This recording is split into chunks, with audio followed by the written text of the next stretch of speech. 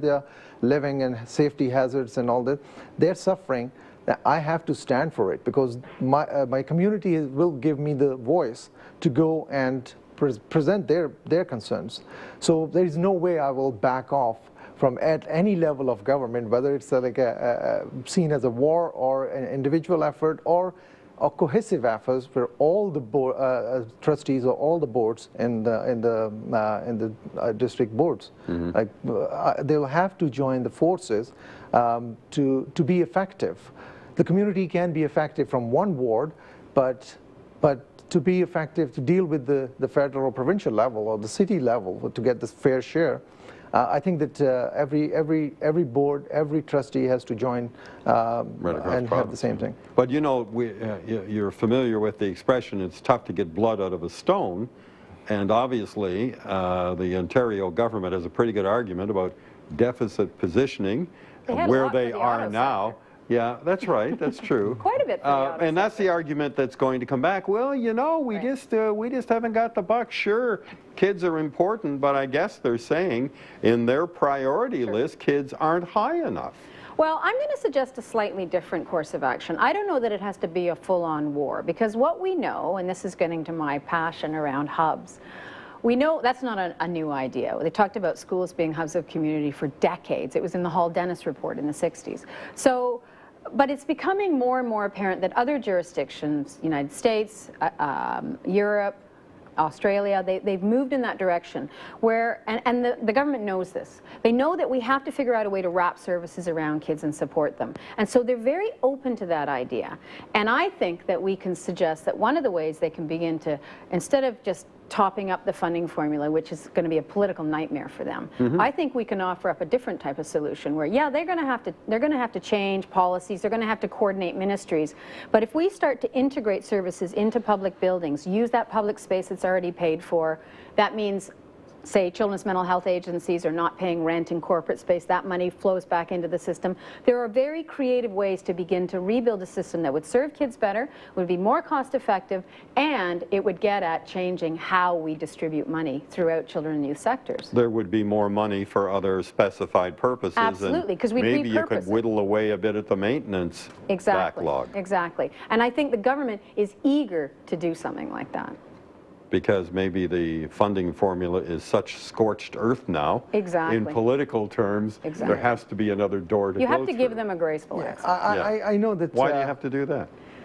Because we want to win. We all want to win. We don't want to be in a fight where we lose at this point. That'd be dangerous. No, making the schools a social hub is one thing, but I don't really agree, because wherever I've heard that it has happened or the school spaces have been used, it hasn't been. I'm a financial person, so I will have to see the dollars and cents in everything. So I don't like the break-even stuff. Like if the school space and property has been used, I would not rent it or allow to use that space only to cover the cost of opening that facility.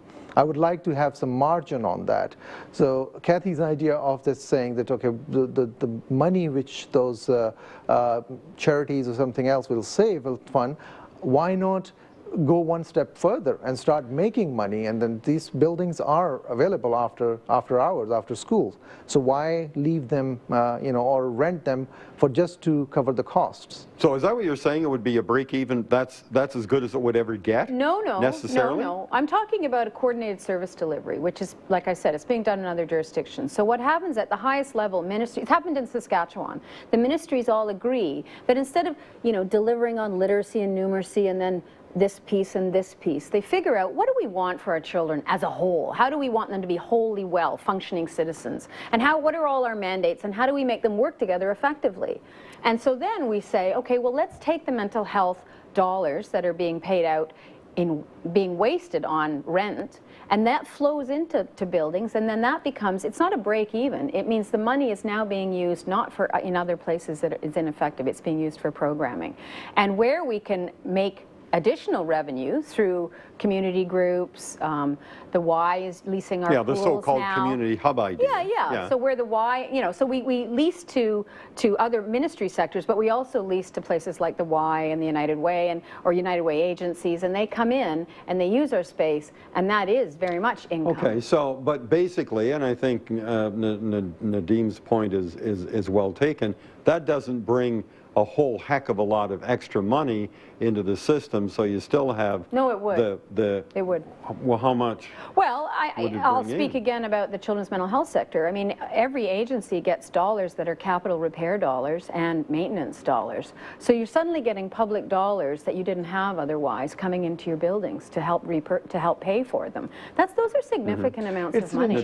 And right now it's being wasted. Yeah. No, it's an interesting, you know, thinking out of the box. Yes, it's a nice way of raising money, but my point is that because the powers of taxing were taken away from the school board trustees at one point, so that's why there's another piece of the puzzle which we got us into trouble in this mess. I'd rather use this money as a spare cash than to allocate or count on it to have a capital expenditure, because I would not let go the government off the hook if they have to do, the provincial government just allowed the board to defer the capital expenditures to balance the budget. They said, but as a financial person, I would never agree to that. And a school board took it for whatever reason, whether they were strapped for cash or nothing. I would not take that the policy or the directive they have given us, because as a financial person, I know the cost of repair is going to go up next year. So 300, which I'm deferring now, or 60 million, is going to become 70 million. So where is that? Who's going to provide that additional $10 million? So I would not count on these additional measure, which is very creative, to cover such a major, you know, either repairs or the construction of very old buildings, especially in downtown Toronto, because that responsibility, I will leave it with the government and keep challenging them. I will not take any leeway they give us, except for the money. Kathy Dendy, to which you would say? To which I would say, the government never said that we could cut our capital expenditures. Not the cat, but they said that we could defer it, right? Well, I mean, the government never sets its foot in our territory because they want us until they step in and supervise the board. Then they set foot in your territory. But the rest of the time they say, you know what, the board gets the money, they do whatever they want with it. And we have nothing to do. We didn't have any say in what they did.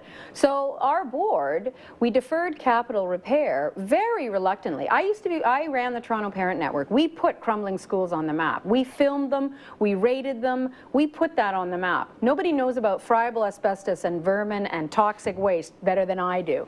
And I do not want to defer capital repair. But let me tell you, the alternative was cutting delivery of service to children who are most disadvantaged. 80% of our budget is personnel. 60% are teachers. 5% are paraprofessionals that deliver